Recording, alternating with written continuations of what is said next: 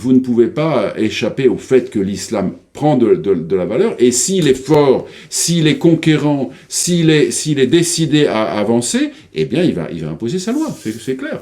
Père Thomas, sur cette idée Oui, d'image, hein, c'est une image évidemment. Je reste en partie sceptique quant à la puissance de l'islam. La puissance d'un groupe ne provient pas de la quantité de ses membres. La République, elle a quand même été instituée par des groupes, dont un groupe religieux qui fortement minoritaire. Minoritaire.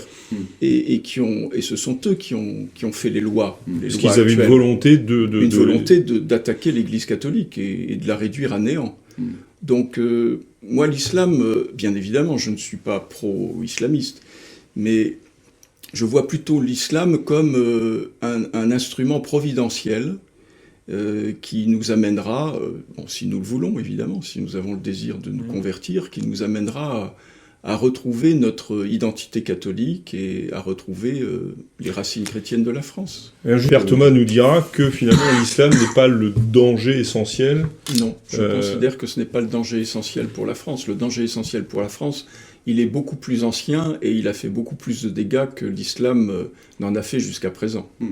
Et on n'en parle pas parce qu'il est interdit d'en parler. Ouais, ça. Oui, et donc on ne va pas en parler. Et donc on ne va pas en parler. Voilà. Pour éviter des poursuites, des poursuites judiciaires, absolument. C'est ce que parce vous que voulez justement, il n'y a pas de liberté d'expression dans ce pays. Voilà.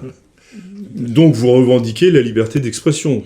Dans la République, oui, bien sûr. Oui. Donc c'est un bien par rapport à une situation. Vous revendiquez la liberté de l'Église. La liberté de l'Église. Voilà. Ah non, mais justement, il faut être clair. Voilà. Qu'est-ce que vous revendiquez exactement ? La liberté de l'Église. Voilà. Mais encore une fois,